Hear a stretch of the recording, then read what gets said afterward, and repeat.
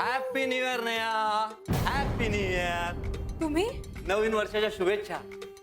Mamma माझ्या होणाऱ्या सासूबाईंना भेटायला आलोय. हॅपी न्यू इयरचं विश द्यायला आलोय. हो मम्मा अगं आले आले का हक्का नमस्कार. तुम्ही ओळखलत का? सूट बूट में आया था का नहीं? रणजित सुभेदार. Happy new year. नवीन वर्षाच्या शुभेच्छा तुम्हाला. तुम्ही का आला तिथे? आता तुमच्याकडनं काही कळायला मार्गच नाही. मी म्हटलं चला आपणच जाऊन भेटूया. माझा इगो घरी ठेवून आला बरं का मी. हो. मग काय ठरवलं तुम्ही? कशाचं काय ठरवायचंय? लावताय ना? नेहाशी लग्न लावताय ना माझं? हे बघा हे असलं काहीही होणार नाहीये. का? नाही तुम्ही खोटं बोललात आमच्याशी. त्या अजय ठाकूर कडून कळालं असेल तुम्हाला. फालतू माणूस आहे त्यो. त्याच्यावर काय विश्वास ठेवता तुम्ही? त्याला नेहाशी लग्न करायचंय म्हणून माझ्याबद्दल खोटं नाटक पसरवतोय तो. He is doing my bad publicity. Ajay असं काहीही करत नाहीये. कशावर ना? मी ओळखते त्याला, प्रेम करते त्याच्यावर. त्यामुळे मी तुमच्याशी लग्न करणार नाहीये, कळलं? नेहा असं करू नको ना. माझ्या फिलिंग्स जरा तरी विचार करतो. हा तू माझ्याशी लग्न केलं ना मी तुला लय सुखात ठेवीन. एकदम आनंदात राणी बनवून ठेवीन तुला. हो या जन्मात काय, पुढच्या 7 जन्मातही मी तुझ्याशी लग्न करणार नाही. आहे जरा समजाव ना हिला. आतापर्यंत तुम्हाला सगळं माझं मान्य होतं ना. आता अचानक काय झालं? कारण आम्हाला तुमच्याबद्दल आता सगळं खरं खरं कळलंय. अनादी कालापासून एक वाक्य लय फेमस झालंय. प्रेमात आणि युद्धात सगळं काही माफ असतं. मी मान्य करतो का या बोटावर तर या बोटावर केलं असेल मी. I agri. पण त्याच्या मागचं एकच कारण होतं का मला नेहाशी लग्न करायचंय बस. आम्हाला तुमच्यासारख्या खोटारड्या माणसाशी नेहाचं लग्न लावून द्यायचं नाहीये. कमाल करताय आहे तुम्ही. असं मिनिटाला तुमचं डिसिजन चेंज होतं बघा. असं करू नका. बरं झालं गेलं ते गंगेला मिळालं जाऊन दे. आता मी माझ्याबद्दल खरं खरं सांगतो. मी रणजित सुभेदार वाघमारे भाऊंचा राईट हँड आहे. भाऊ मला पैसे देतात, गाडी देतात. आता भाऊंचीच गाडी घेऊन आलो का? हो. भाऊंच्या मर्जीतला खास माणूस आहे मी. खास तुम्हाला सांगतो एक दिवस लय मोठा पॉलिटिशियन होणार मी. टॉयलेट आहे आपला टॉयलेट. पण मला नेहाशीच लग्न करायचंय. मी सांगितलं ना तुम्हाला हे जमणार नाही. आई असं काय करता? तुम्हाला माहिती नाही माझे कॉन्टॅक्ट लय वर आहे. तुमचं कुठलंही अडलं नडलं काम असेल ना असं पटापट पटापट पटापट होईल बा. आम्हाला तुमच्या कॉन्टॅक्टची गरज नाहीये. निघा तुम्ही. बरं आपण एक काम करू. लग्न झाल्यावर ना आम्ही इथेच राहू. म्हणजे काय होईल की नेहा तुमच्या डोळ्यासमोर राहील. आणि आपल्याला कर्जवाई म्हणून राहणार काही प्रॉब्लेम नाही. तुला सांगितलेलं ऐकू नाही आलं का? निघ इथून. इन्सल्ट नाही करायचा आपला.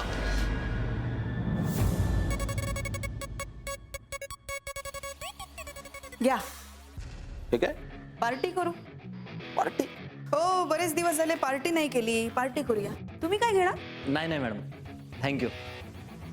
पार्टी करू त्याच्यापेक्षा मोठी करू. त्याआधी आपण जरा कामाचं बोलू. हो बोलू की. पार्टी करू मग काम करू, काम करू मग पार्टी करू. हे सगळं चालूच राहणार.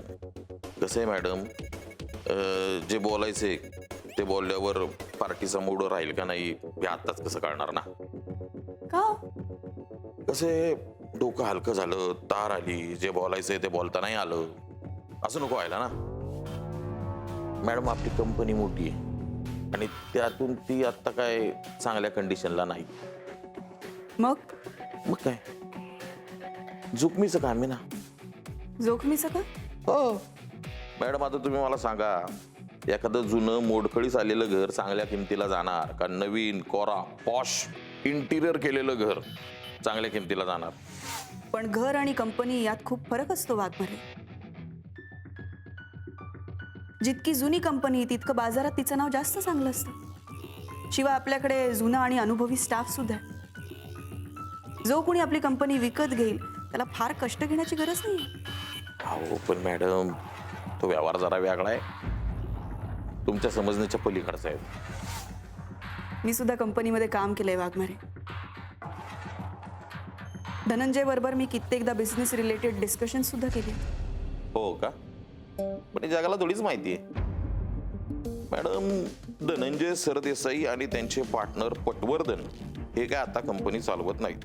त्या दोघांचा सुद्धा संशयास्पद मृत्यू झालेला आहे.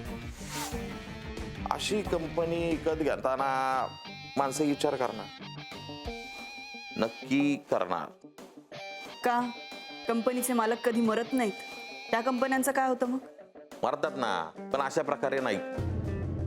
कसं आहे मॅडम, आपल्या कंपनीवर ऑलरेडी पोलिसांची नजर आहे आणि त्यातून धंदा म्हणला की पैशाचा व्यवहार थोडासा वेगळा असतो. इकडे तिकडे होतं थोडंफार, पण पोलिसांची ज्या कंपनीवर नजर आहे अशी कंपनी कोण विकत घेणार ना? हा तुमचा अंदाज झाला वाघमारे. जरा चौकशी करा, सगळ्यांना कळवा, प्रेसमध्ये बातमी पुरवा.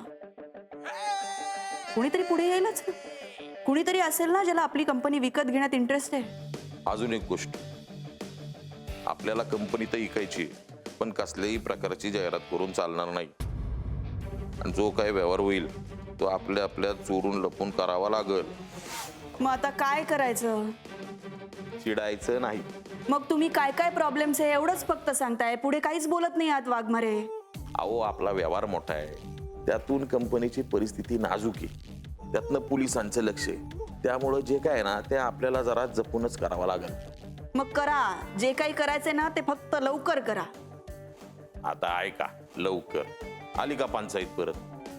वाघमारे, तुमच्याच्यानं हे होणार आहे की नाही? झालं तर आमच्याकडनंच होणार. फक्त त्याला जरा मेहनत आहे. तुमच्या मेहनतीची किंमत मोजतीये मी. हो मॅडम, लय मेहनत आहे. झुकमीचं काम आहे. रात्रात झोप येणार नाही, टेन्शन येणार, त्रास होणार, तब्येत बिघडणार. तुम्हाला काय म्हणायचंय वाघमारे? प्लीज तुम्ही स्पष्ट बोलाल. मला कंपनीच्या डील मधला 50% शेअर हवाय. किती? 50%. बरे आहात ना तुम्ही? तुम्हाला कळतंय तुम्ही काय बोलताय? हो, अहो म्हणून तर प्यायच्या आधी बोललो ना. असं नको व्हायला, पिल्लान काय बाय बराडला. वाघमारे, हे चूक आहे. 50% म्हणजे 350 कोटी. हो, मग 350 कोटी रुपये. अहो, ते माझ्यामुळेच मिळणार आहेत ना. हे बघा, 350 कोटी रुपये नाही तर काहीच नाही. चॉईस तुमचा आहे. मला नाही जमणार. तुम्हाला जमवावं लागेल. धमकी देताय का मला की घाबरवताय? वाघमारे, मी जर का ठरवलं ना तर एका क्षणात सगळं चित्र बदलू शकते. कळलं ना? जा, नाही विकायची मला कंपनी, तरी सुद्धा धनंजयची सगळी प्रॉपर्टी मलाच मिळणार आहे. मला प्रॉब्लेम नाही होणार, पण तुम्हाला जो शेअर मिळणार होता ना तोही तुम्हाला नाही मिळणार. नुकसान तुमचं आहे. दुसरी गोष्ट, पोलीस माझ्या इतकंच तुमच्यावर सुद्धा लक्ष ठेवून आहे. त्यामुळे उद्या जर का मी पोलिसांना सांगितलं ना की ही कंपनी विकून देण्यात मला तुम्ही मदत करत होता, तर पोलीस तुमच्या मागे हात धुवून लागते. तेव्हा माझ्या वाकड्यात शिरू नका वाघमारे. जेवढे पैसे देतेय त्याच्यात व्यवहार करा, नाहीतर मला दुसरा विचार करता येतो वाघमारे. आवडलं, आवडलं आपल्याला. आता सांगा कसं करू?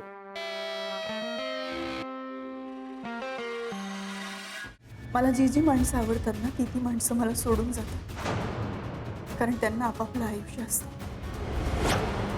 मला कुणीच नाही. सरदेसाई,